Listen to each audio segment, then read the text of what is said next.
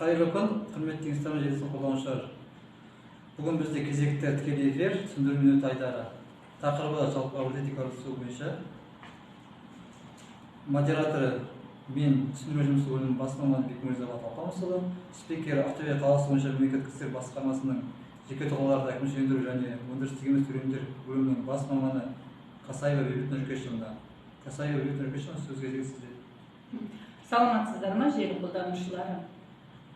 2021 жылдан бастап еліміз жаппай декларациялау жүйесіне кезең-кезеңімен көшіп жатыр. Яғни 4 кезеңде қарастырылған көшу декларацияны. Бірінші кезеңде 2021 жылдан бастап мемлекеттік қызметкерлер өздеріне және жолдастарына, сонымен қатар мемлекеттік мекеме басшылары, яғни олар мемлекеттік мекеме қызметкерлеріне теңестірілген тұлғалар болып табылады, өздеріне және жолдастарына 2021 жылдан бастап 250 нысандағы декларация табыстау арқылы жүйеге енген болатын. Содан кейін міне екінші кезеңде биылдың 1 қаңтарынан бастап, яғни ағымдағы жылдың 1 қаңтарынан бастап екінші кезең декларация табыстайтын қызметкерлер, олар мемлекеттік мекеме қызметкерлері өздеріне және жолдастарына, сонымен қатар квазимемлекеттік сектор қызметкерлері өздеріне және жолдастарына 250 нысандағы декларация табыстау арқылы жалпыға бірдей декларациялау жүйесіне енетін болады. Содан кейін үшінші кезеңде, яғни ол келесі жылы 2024 жылдың 1 қаңтарынан бастап барлық жеке дара кәсіпкерлер табыстайтын болады өздеріне және жолдастарына аталған декларацияны. Сонымен ең соңғы кезекте 2025 жылы қалған санаттағы қызметкерлер, оған кәмелет жасына толған балаларымыздан бастап үйдегі еңкейген қарт ата-аналарымызға дейін декларация табыстайтын болады. Бірінші кезеңде жалпыға бірдей декларациялау жүйесіне енген кезде 250 нысандағы декларация табысталады. Ол декларация жеке тұлғаның активтері мен міндеттемелері туралы декларация. Содан кейінгі жылы, қай жылы декларация табысталды, сол жылдан кейінгі жылдан бастап салық кодексінің 632 бабына сәйкес әрмен қарай жыл сайын 270 нысандағы декларацияны, яғни жеке тұлғаның табысы мен мүлкін растайтын декларацияны табыстап отыратын болады. Бұл декларацияның барлығы, яғни салық кодексінің 71 тарауы 630 баптарынан таныса аласыздар. Бейбіт Нұркешевна, осы мемлекеттік мекемелерден жиі қоятын сұрақтар бар, соны айтып өтейін.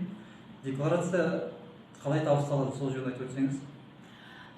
Декларацияны табыстау жолдары қағаз тасығышта табыстауға болады, және де электронды версиясын табыстауға болады. Электронды версиясын қолымыздағы ұялы телефонымыз арқылы е-салық азамат қосымшасын жүктеу арқылы табыстай аласыздар.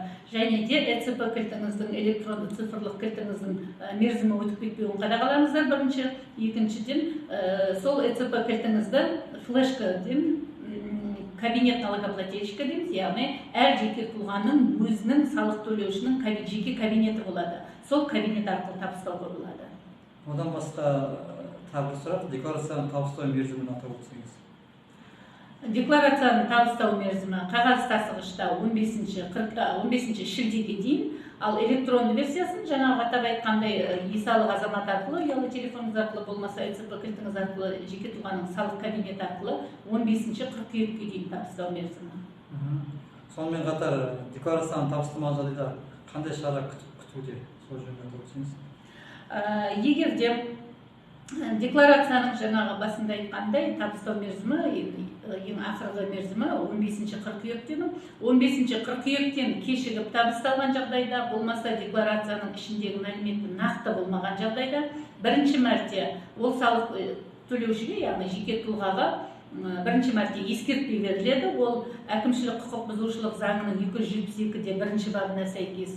Ал егер бір жылдан ішінде қайталанып тағы да декларацияны уақытылы табыстамаса, болмаса ішіндегі мәліметі нақты болмаса, онда 15 айлық есептік көрсеткіш көлемінде айыппұл қарастырылған.